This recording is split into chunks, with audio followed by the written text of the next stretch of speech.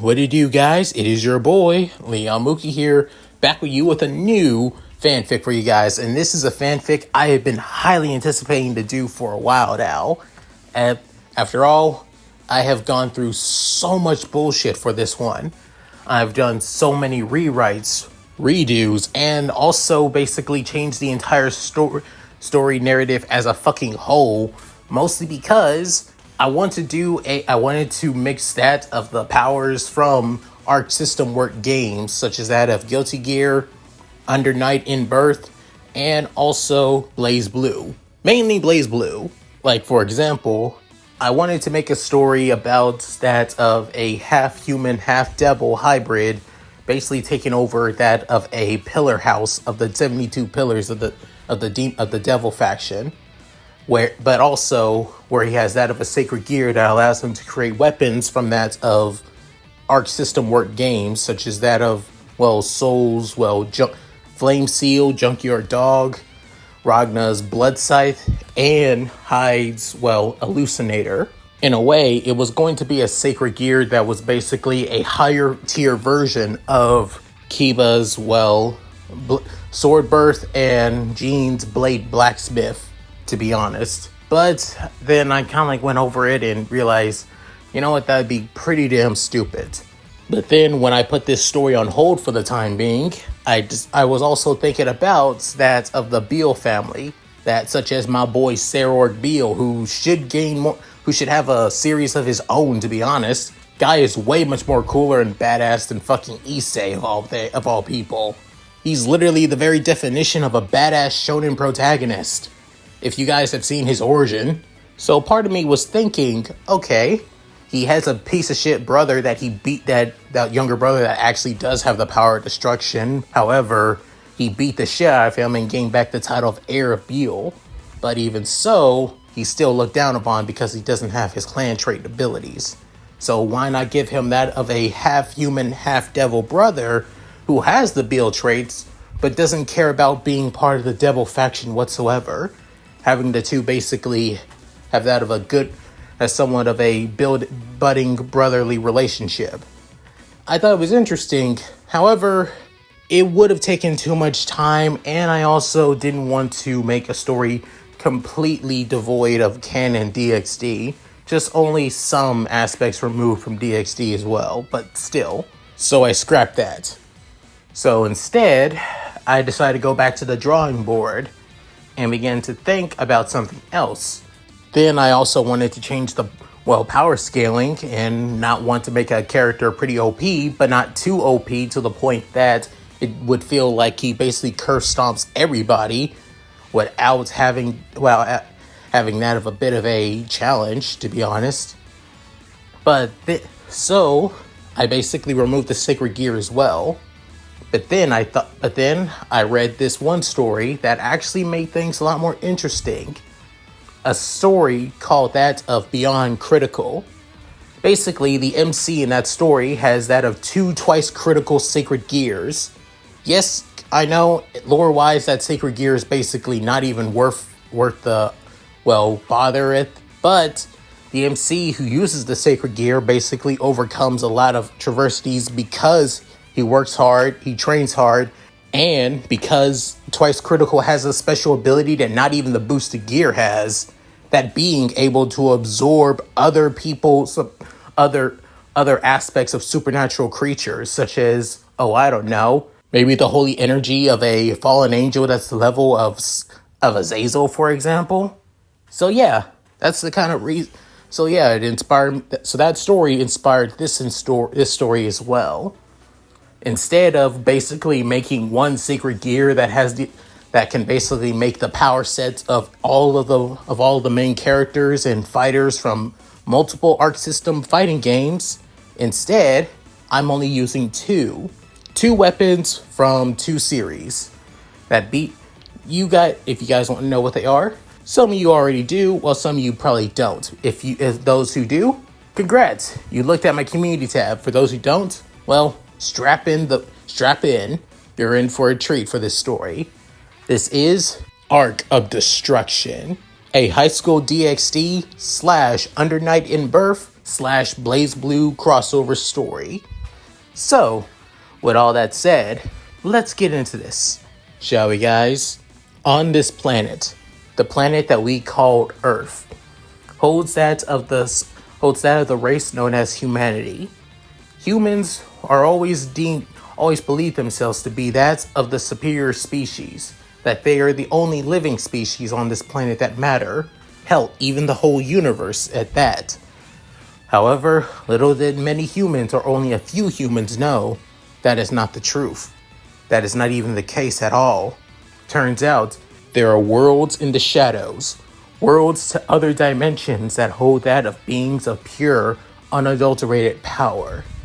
These are the beings of the supernatural, creatures of that of myths, legends, and folklore.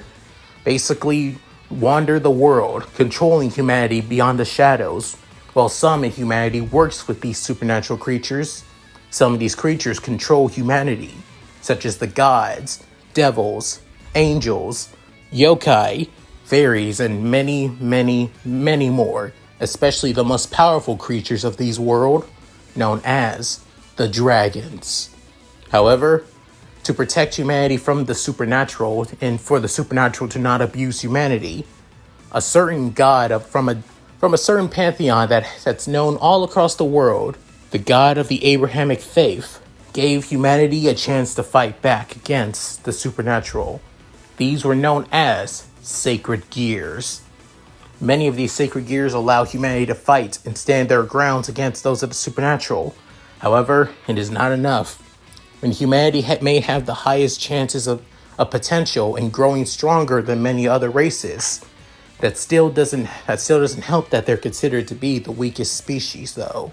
And because of this, many supernatural races see humanity as nothing but fodder, tools to be used by them, and nothing but, objects to be owned. However, some people do not see them that way. Those in the supernatural see humans as just as important as themselves.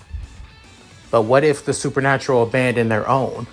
What if the supernatural see their own as nothing but trash as well? That's specifically towards that of the devil race. The 72 pillars of the Ars Goetia, otherwise known as the devils, created by that of Lucifer and his wife, Lilith. These 72 pillars were known to have that of abilities and powers beyond that of any supernatural race. However, due to a certain war, a war that engulfed the entirety of the world and also the supernatural known as the Great War, destroyed half of the 72 pillars, only 45 clans survived during the war, unfortunately. Even with this major loss, especially their biggest loss, losing not just Lucifer and Lilith, but also the other three Satans as well, being Beelzebub, Lucifer, and Osmosis as well. The devil race was leaderless, pointless, and weak as well. Because of this, many clans who tried to reproduce the normal way, like that of humans, instead of relying on that of the demon mother Lilith. Let's just say devils are basically low in fertility, like beyond low. The chances of a female devil being pregnant with that of a pureblood devil is pretty low, to be honest. And even if they're born, they're mainly born. Some are born with that of defects. For example, some pureblood devils are born with no clan trait whatsoever. Basically, the thing that makes them special than other devils, after all. And due to this, some of them are abandoned. Some are disowned, while some are basically not even seen as family whatsoever, and just seen as nothing but an embarrassment, to the point that not many people know that they even exist. In Devil Society, if you don't have a clan trait, you're not even useful to the devil race whatsoever. This is exactly what happened to a certain young woman who is a member of one of the most politically most powerful clans in the entire underworld. This clan is known as the Beale clan, the clan that holds the title of Great King, a title that is close to even surpassing the title of the original four Satans. In this family, a certain young woman who survived basically the devastation of the devil race during the Great War, who has survived even that of the Civil War as well. Even though she is a woman who basically has none of her family's clan traits, she still survived. She still moved on, and she still continues to live to this day. Because this young woman has that of long brunette hair, with that of pretty curvaceous and quite, mature figure to her, even for somebody in her early to mid 20s, with a chest and an ass that cannot be not seen whatsoever. This woman is known as Lenora Beale, currently the youngest member of the Beale family. The only two who are older than her is that of her older twin sister, Lenora Beale, and their elder brother, Arvis Beale. They make up that of the current Beale family. However, that all changes when that of Vanellina was married off to that of, in the Grimry family, to its future head, now current head of the family, Zeoticus Beale, during the time of the Great War. Even though her power of destruction was quite amazing, to be honest, which would have made her the head pretty easily, but instead, due to, Arvis being the head, being that of the eldest and also currently groomed to be the heir, there was no point for Vanellina to become the heir. As for Lenora, on the other hand, she was seen as nothing but a burden, useless, not even worth using. However, because of her amazing intellect and ability, even without the power of destruction, all tactics, strategies, and plans that were made for the Beale family were basically taken credit by that of Argus, their father, and the original Beale himself, Zekrom Beale. Because of Lenore's efforts and tactics going to them, they are the ones who get the credit, while Lenore doesn't get none. Vanellina does care about her younger twin sister. Unfortunately for them, Vanellina can never spend time with her. Due to that, not only that, since the end of the Great War, Vanellina became a permanent member of the Grimry family, no longer part of the Beale family, which made Lenore more alone. And soon the Civil War began, led by her nephew, Serzech's Grimry, alongside his fellow soldiers who fought in the Great War as well, being Ajuka Osteroff, Serafal Citri, and Fabian Glassolabius, with the aid of a few other devil houses who basically wanted to overthrow the original Satan families. Those are the remaining descendants of that of Lucifer, Leviathan, Beelzebub, and also Osmosius as well. While those who supported the original Satan families also fought alongside them. The Beale family, on the other hand, remained neutral. The reason being is because the current head, her brother, Alvis, was following the demands and rules of the original Beale, Zekrom, who didn't want to get involved in that of a battle between that of pointless children. Whoever wins, they'll take control over from the shadows. Since they still hold the title of Great King, they hold more great power and great strength over them all. Lenora, on the other hand, wanted to support her nephew and her sister as well. However, her words were on deaf ears, as nobody, and I mean nobody, gave a damn on what a defect such as her wanted to begin with. Because of this, a lot of other devil families who were against that of Serzech's order basically lost their lives, making the 72 pillars lose even more numbers. After the Great War, there were only that of 67 clans Currently now, at the end of the Civil War, with the new Satan faction now being founded, things in the underworld begin to change. Somewhat good, somewhat bad, and somewhat not even bothering changing whatsoever. For example, ever since Serzech's, alongside his new devil faction, basically won, the Beale clan now created a new faction, a faction that would stay neutral while controlling the entirety of the politics and traditions of the devil faction as a whole, known as the Great King faction. When the Great King faction was founded, many factions who sided with that of the new devil faction basically joined up with them because they were the ones who would keep traditions and the lives of devils alive. Even those who were sided with that of the original Saiyans, or the old faction as they're now called by, sided with that of the Great King faction, given that they refused to allow change and refused to work with the new Satans. Even though currently Serzech and his friends, who are now that of the new leaders of the devil faction as a whole, it is Zekrom and the Beale clan that truly control the devils as a whole entirely. No, there's no ifs, buts about it. Serzech's and the new Satans are the face of the devil factions outside of the supernatural, while internally, the Beale clan are the ones who truly control everything. And what does this have to do with lovely Lenora? Well, seeing on how much that her purpose into the Beale clan means nothing, she leaves it. She abandons it. No purpose to basically just basically wandering away with nobody barely caring about her. Hell, her own twin sister barely even visits her anymore, due to her duties as the new Lady Gremory. Hell, ever since Serzech has taken over, and has now become that of Satan, they are now trying their best to have that of another heir for their family. As for Lenore, she abandons the underworld and plans on heading to the human world. At least there, she may be a supernatural race and a devil by that.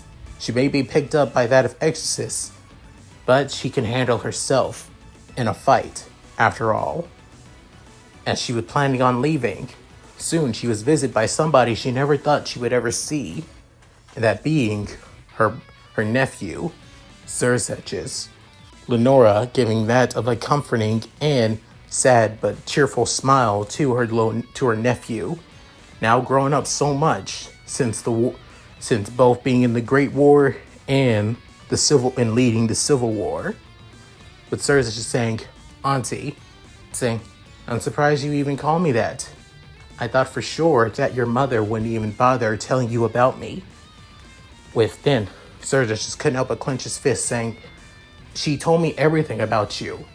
How beautiful, how much of a genius, and how amazing you are, even if you don't have the power of destruction. Then saying, that's sweet of you to say, sweetie. But to be honest, I am a defect. I'm not important to the Beale family. I have no use.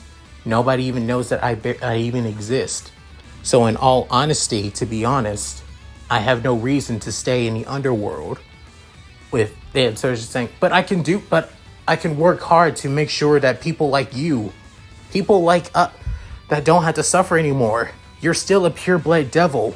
We still need people like you to continue our race. Listen, Auntie, Ajuka and I, we've already planned on a system that allows us to turn other creatures, other beings into devils, to become servants of ours. For that, we'll be able to regain our numbers and ranks ever since what happened. Don't you think that's amazing? Then, she can't help but shake her head, saying, Serzech's, on paper, it sounds amazing. Even in theory, we could grow our numbers even more. But let's be honest, the real reason is because we need the numbers. Devils will not care about their people that they bring into their, what will they be called? What Serzech is saying, they're called peerages. What Ajuka says, peerages, yes. They will not care. They will not care about their well-being. They will not see them as part of their lives. They will not see them as proper devils. They will see them as lesser class citizens, tools, useless, nothing but servants. Hell, if you're basically saying without Lady Lilith, devils will not be born properly. Pureblood devils will disappear, and currently, reincarnated devils would be the only thing that would be used to repopulate that of the species of the devil race. But to be honest, once you turn some kind of species, especially a human, into a devil, their once useful fertility will also turn infertile like that of a pureblood devil as well. To be honest, you'll just be creating that of another problem for the devil race. Regaining our numbers, yes, but in the process, turning a bunch of innocent and people who had nothing to do wrong, basically into servants, slaves for our species. Within, so just saying, it's what I have to do. Sometimes I had to, for the good of the people. Ever since the end of the Great War and Civil War, I had to make that of horrible. Too many horrible calls and choices for our species to survive and live on. If it means the lives of a few measly humans, yokai, other supernatural creatures to basically give up who they once were to repopulate our species, then so be it. It has to be done. With then Lenora smiling, saying, and that's the very reason on why the devil race will always be nothing but the weapons that we were born to become. Will be nothing but will never change. We never will ever change who we are, because that's exactly what we were born to become. We are nothing but creatures who destroy lives for our own self-interest and our own self-joy as well. That is what we devils are. We do not create. We do not improve. All we do is stagnate, and we are nothing but destroyers. That is simply who we are. With then hearing those words, it actually struck a chord with Serzech's. Within soon, Lenora couldn't help but say, "This is goodbye, young nephew. I wish for you and the rest of our species to have happiness in the future. Let's hope that we never meet again." With then soon, after saying that, a spell circle with that of the crest of the Beale family in the center, within looking back at the crimson hair of her nephew, before then relieving that of her smile. When soon she disappears, as for Serzech's, he couldn't help but say, one day, I'll show you that we can change, that all of us can. With Serzech's looking at the dark night sky, years have now gone by, centuries have now gone by, since Lenore has left the devil race, left her family name, and just travels the world as that of a wandering visage. She's taken on many names, even used her devil magic to take on many new forms as well to keep her identity a secret. However, she's also fought against that of a few exorcists, a few rogue yokai. Heck, she's even fought against these new creatures known as stray devils, reincarnated devils that have basically abandoned their master, basically monsterifying their entire body and turning them into creatures that sustain themselves by devouring the flesh of living beings, mainly humans. Due to this, it made her disgust for her own race grow even more. If this was the evil peace system that her nephew and colleagues basically created, basically turning innocent people into monsters for wanting to escape their new life. And given that devils are basically selfish, entitled, and cruel creatures, completely composed of sin itself, it only makes sense that people who aren't used to that of the devil system, devil hierarchy, and devil politics as a whole wouldn't want to go through this ever again. But instead, it can't be helped. Within soon, Lenora, or as her new name, Hikoto Shinjo, she's currently living into that of Japan, with seeing how much humanity has grown and expand, basically, as they begin to create, as they're able to expand even without using that of magic, and grow even more, she couldn't help but admire their ingenuity and how much they improve. Even noticed that several species of the supernatural have now lived and basically coexist with a few humans by keeping their signatures undetected by other supernatural creatures as well. Basically proving that maybe it's better if the supernatural basically blends in and lives with humanity instead of basically secluding themselves. But, of course, that's her own opinion, to be honest, as she's currently in that of a Japanese coffee shop, looking over, but basically people watching, as it's always her favorite pastime, to be honest. As she's drinking her coffee, soon somebody sits down. She couldn't help but look at them, as they seem like your typical bland Japanese person. However, what stands out about them is that they have blonde hair, but, well, more like blonde tips, to be honest. With her couldn't help but raise an eyebrow at their appearance.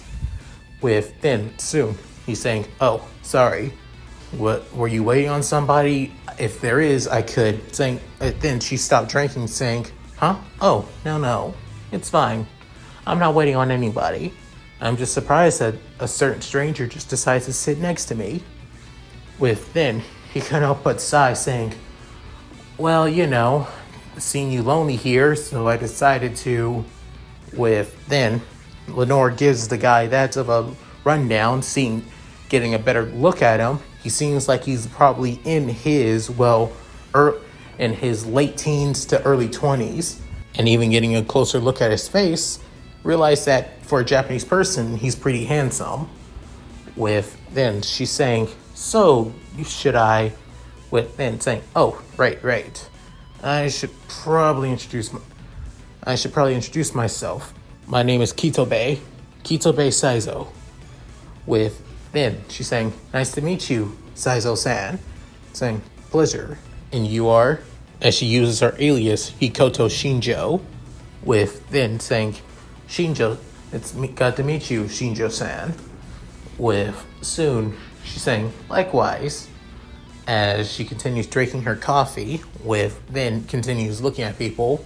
As for Kitobe, he couldn't help but feel somewhat, nervous. She soon speaks up, saying, "So, can I ask the reason why you come to see to me? I mean, I can tell you're quite nervous." The blonde-haired Japanese young man couldn't help but feel nervous, saying, "Is it really that obvious?" She's saying, "Oh yes, it is. So, care to explain?" Soon, Kitabe couldn't help but look around, basically direct his eyes to somewhere.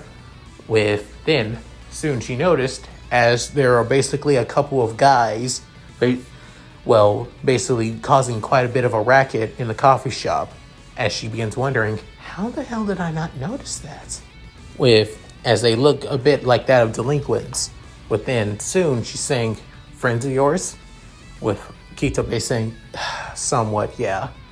They saw me basically staring at you from time to time, so..."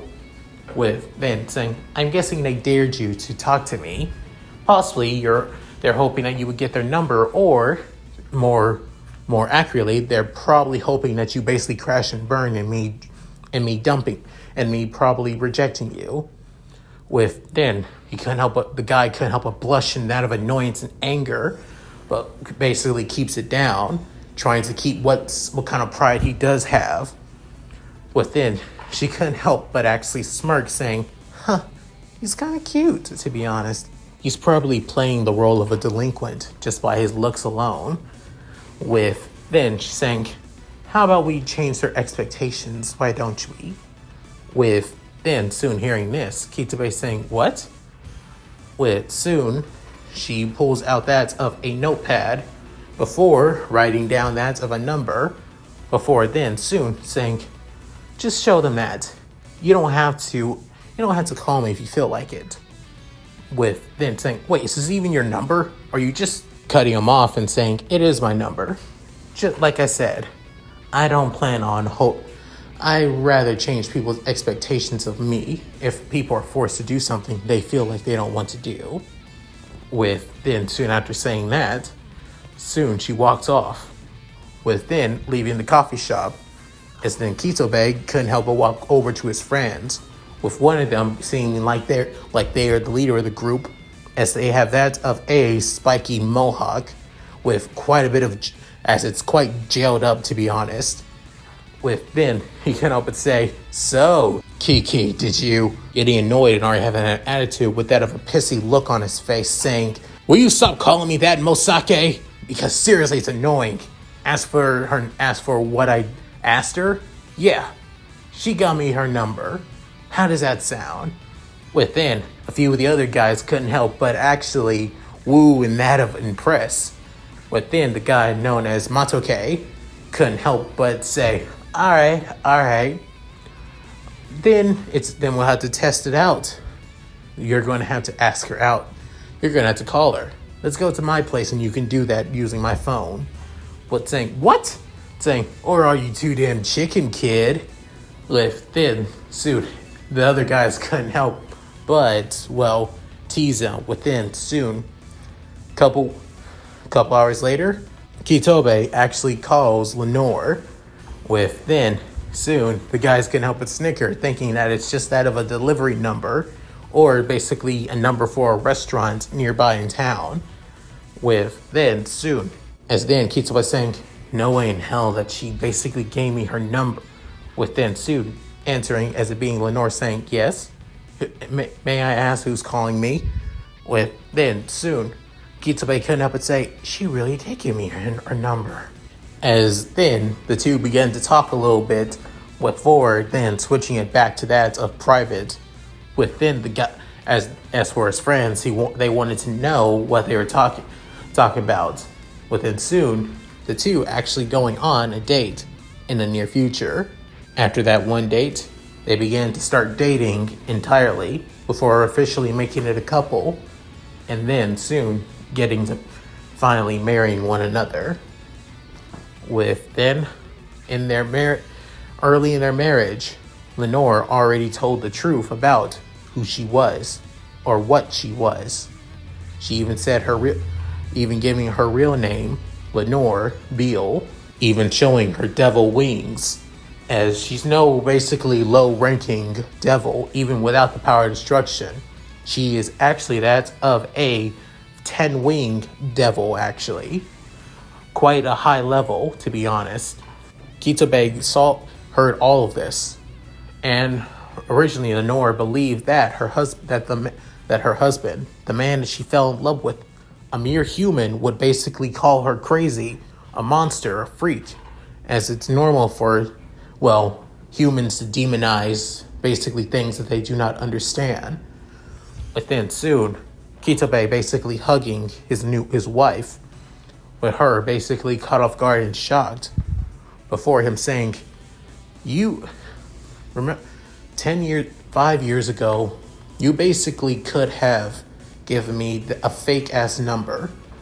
5 years ago, you could have told me to piss off at that coffee shop. Yet you didn't. You accepted me, flaws and all. Hell, even accepted me being that of a douchebag and an asshole from time to time. Even quite a bit of a jealous prick too. And yet you still stood by me. Still stand by me through my flaws and all. You could be the most hideous, worst, and most twisted person of all time, and yet I would still love you because you accepted me, a stupid dumbass who befriended a bunch of delinquents who enjoy basically humiliating each other. But in fact, you're the one that forced me to grow up, forced me to no longer become the idiot that I was basically destined to be. For that, thank you, Lenore, my one true love. But then hearing that, Lenore couldn't help but actually break down, as she has done nothing but cry, as for years she has basically held back on her true emotions, her sadness, loneliness, pain, things that she's been suppressing all of her life because of people not giving a damn about her. But now, one person, one man, one human literally loved her for her. And for that, she would never abandon her new husband. Since then, they've had a happy life, even tried to start a family. Originally, Lenore was worried, given her devil physiology, she was going to be unable to bear any child that they want to have. Heck, they were even noticing this. They were even considering to adopt, to be honest. However, after at least that of 10 tries, they ended up it was positive that Lenore was pregnant with their child. And it was the happiest day of their lives, especially for Lenore. As for this, it made it realize that that it's most likely that devils are infertile, but they can get pregnant from other races, possibly even humans as well, which means that their species can live on. However, it would have to come at the cost of their pride, the cost of basically giving up the idea on what it truly means to be pure-blooded, that their species would no longer constantly have to use reincarnated devils to build up their ranks and numbers anymore, at the cost of procreating with other species outside of devils. Hearing this from her thoughts, she realized that there's no way in hell that the devil race would change. She's kept in contact a little bit by the supernatural due to her centuries of roaming the earth, after all. She even made that of multiple alliances, partnerships, and friendships with a few supernatural creatures. Like, for example, a couple of yokai, such as that of being a special breed of Nekomata known as Nekushao. Unfortunately, there are only a few Nekushao that remained across that of the world.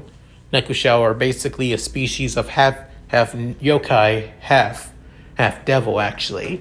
Befriended a secret organization of humans that use that of sacred gears to fight against that of the evils of the world as well. These people would become close friends with her. However, not too close that they would basically, tell her everything about them.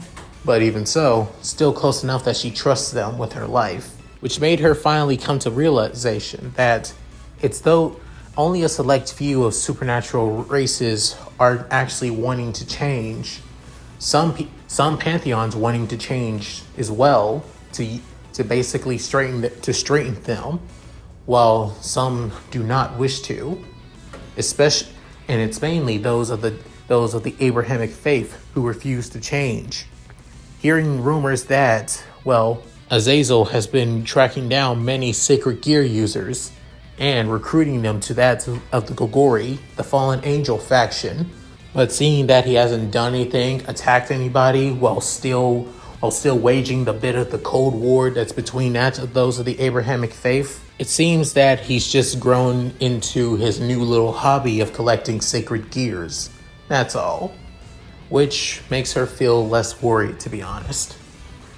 But what she cares about the most is making sure that her new bundle of joy, her son, is brought into this world healthy and happy.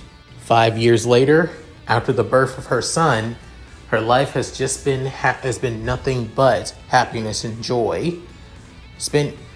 Her husband has always supported them, cared for them, and loved them until a certain incident. Nothing that involved the supernatural, to be honest. It was just bad luck to be fair. Heading to work, he was soon caught in an act of a train accident.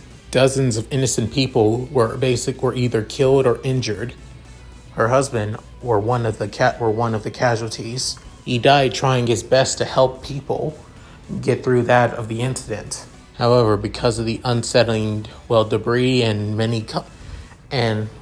his footing and placement, he soon died from that of a fall. Crashed his skull, basically cracked his skull open, died from blood loss and hemorrhage. Since that day, Lenora was always saddened. However, she had to stay strong, had to be strong for her son, for her little Ragna. Since Ragna is basically a mixture of being human and devil, he inherited his mother's brunette hair, and also his father's black hair, forcing the two hairstyles to actually mix, unfortunately. Because of this, a lot of people believe that, a 5-year-old has that of dyed hair. In fact, however, that's far from the truth, to be honest. What also stands out the most is his, purple lavendered eyes as well. Because he's different from your typical Japanese boy, he was somewhat picked on, but even so, he still moved forward and still was always happy. Even found many friends at a young age. With this, even with the loss of her husband, as long as she has her son, her bundle of joy, the thing that gives her happiness, that's all that matters. That's all that will matter. 1 year later, it's just another day for the Saito family, as Lenore is basically getting breakfast ready for her beloved son, Ragna, getting breakfast ready, as soon waking up her son saying, Ragna, time to wake up. With then soon Ragna yawning saying, 5 more minutes, mommy. With then she couldn't help but say, oh, okay, 5 more minutes. But if you don't, I'm going to, as she begins to tickle him, with then he'll begin laughing and that of a laughing fit. With then soon Ragna saying, please, mommy, stop, it's funny, but please stop. With then she's saying, okay, now you're up. With soon he couldn't help but say, yes, I am. Which she couldn't help but smile, saying, good, now come on, I got breakfast ready, your favorite. Within him picking up a little bit, saying, ooh, grilled fish with that of omelet rice. With her saying, you know it. With then Ragna couldn't help but jump out of his bed. With then soon heading into the bathroom to get ready for a day. With Lenore couldn't help but smile, saying, this is my whole life. I wouldn't have had none of this if I stayed in the underworld with my abusive, abandoning, and basically prideful family. Hell, do I have even the right to call them a family? Then she began thinking, honestly, no. They were far from family, to be honest. They were just a bunch of egotistical assholes that didn't even see me for even as their own. Just because I wasn't born with the clan trait of the Beale family. You know what? Even without Kaito here, I'm still happy. Even with the loss of Kitobe, we're still strong. We're still going to keep on moving forward. I am too. With then she having that of resolve, of happiness and joy, she goes down. Before then, she soon arrives in the kitchen. Within, at the front door, it explodes. With soon, she couldn't help but be shocked and surprised seeing the door explode. Within, a couple of something glowing begins to fire right at her as she soon ducks. Within, realizing, are we being robbed here? Home invasion? With then, as she soon looks up, as she realized that she knows the intruders, saying, huh, so a filthy devil was here all this time. With one of them saying, I can't believe it. We allowed a filthy monster like this to basically roam around in our territory.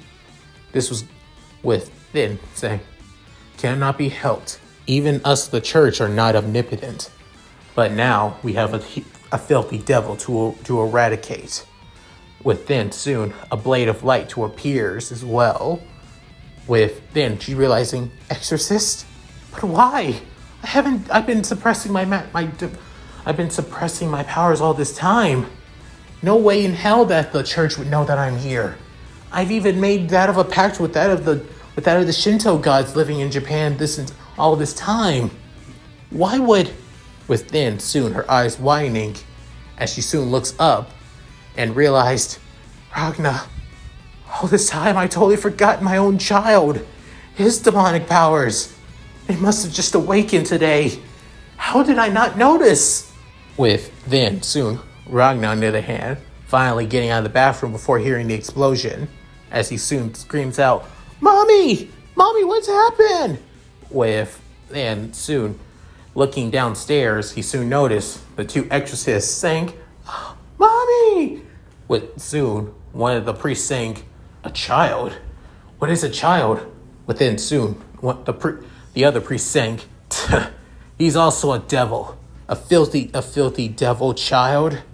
Guess we got no choice to eradicate him and the woman too. Since they're both devils.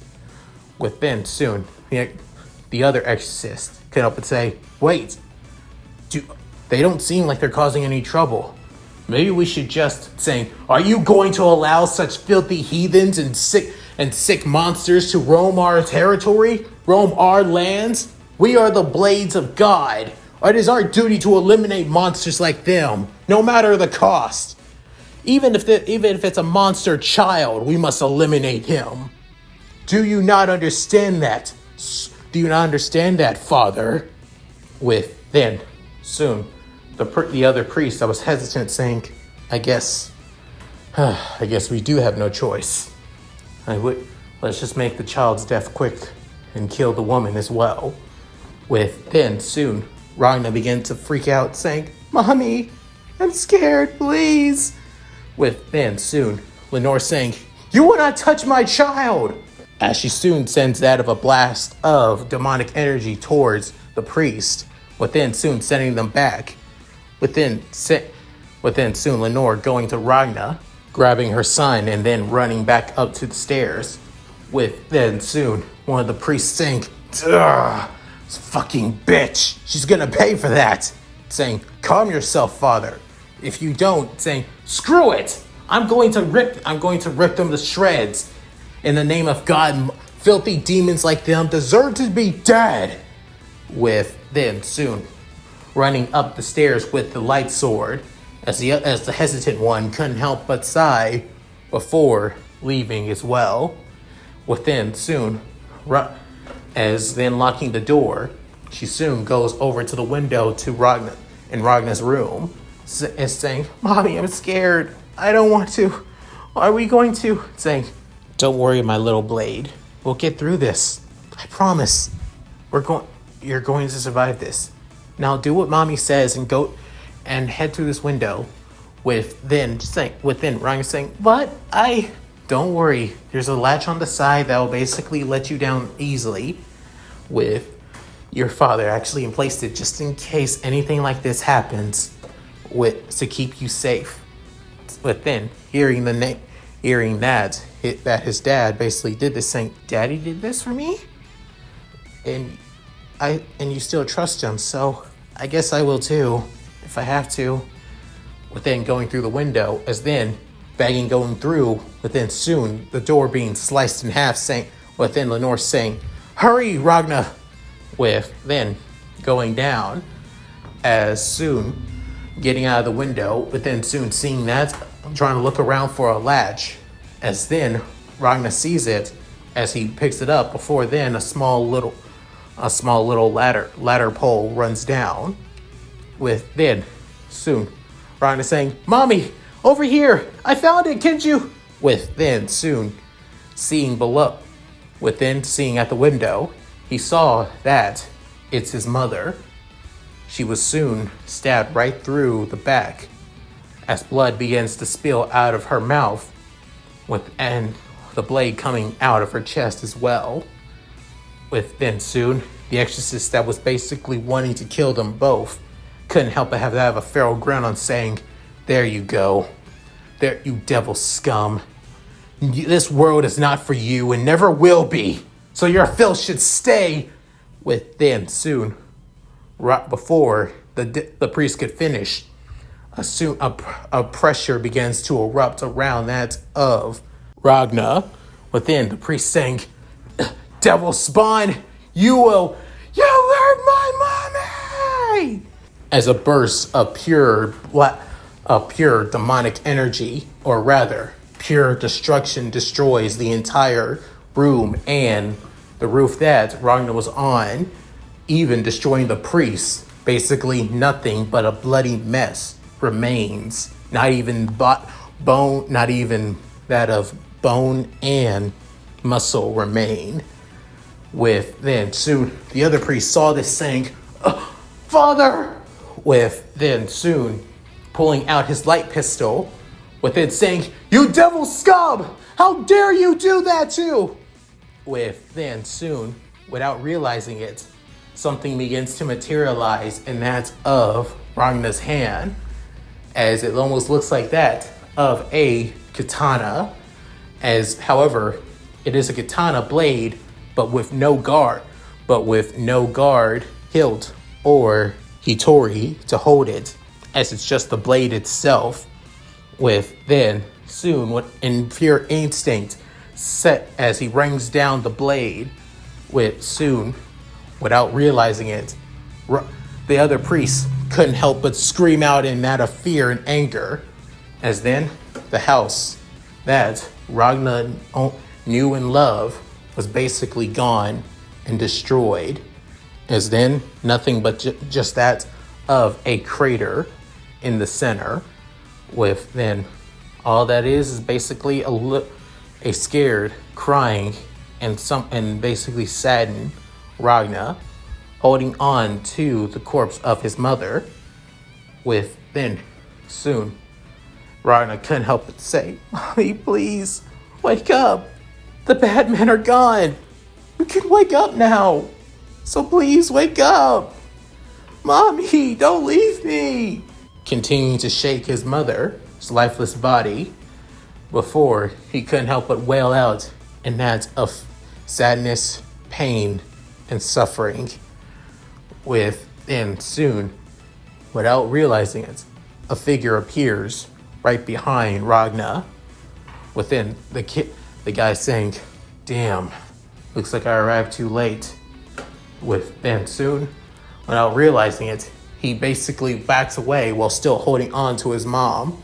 Even though he's a 5-year-old or somebody of his age, he's able to hold on to her pretty tightly. Then saying, able to hold on to her even at your age. I'm guessing your devil powers really did awaken. Lenora got sloppy after all these years. I guess it can't be helped when you're both a wife and a mother for all these years, since you've been suppressing your own magic. Then he's saying, Who are you?" Then the guy, as he's wearing that of an orange trench coat that basically covering his entire body, and you can barely even see his face. Besides his somewhat stubby beard and goatee as well, as his goatee says that he has that of brunette hair. While same thing goes for the beard as well. However, from his tone alone, he sounds like he's somebody in that of his 50s or 60s. They're saying, "Sorry, kid. I should have been here sooner to help out, but looks like the church got wrecked. The church runs this town, actually, so it only makes sense that they would have believed that you were a monster. And seeing that you awakened your demonic power and magic, I'm guessing they must have sensed you." Then saying, "Sensed me? What do you mean? I didn't do anything." Saying, "No. Physically, you didn't do anything, but your presence alone is what caused this, kid. Your presence alone is the reason all of this happened. Within hearing this saying, so it's my fault? It's my fault that mommy is dead? I'm the reason behind all of this? Why? I just want my mommy back. Then he begins to cry even more, saying, hold on now there, kid. I'm not good with, waterworks and all that. Just let you know. I'm just here, seeing that your mom is gone, and you got nowhere else to go. I guess it's time for me to do that favor after all these years. Soon, the guy removing his hood, Ragna, on the other hand, was completely caught off guard, seeing the old man's full appearance, as he has that of whitened, spiky hair.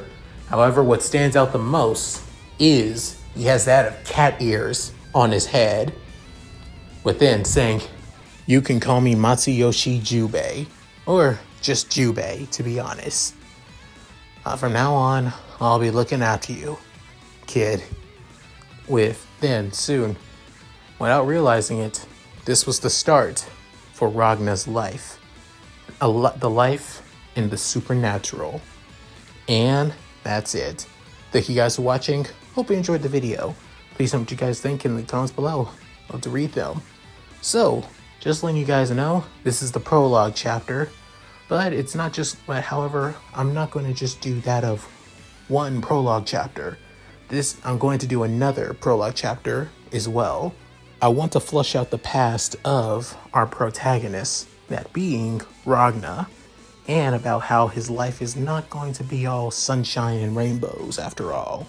So yeah, be prepared for a lot of heartbreaks, suffering, and a bit of him getting his ass kicked constantly. And all that would be explored in the next chapter. So yeah, if you guys like this, please like, comment, subscribe, hit that bell notification, keep update my videos when I upload on the channel. Also check out my Discord, gaming channel, main channel, and Patreon, alongside my Cash App as well if you guys want to support me. So with all that said, this is Leon Mookie signing out. Later guys, and hope you all take care.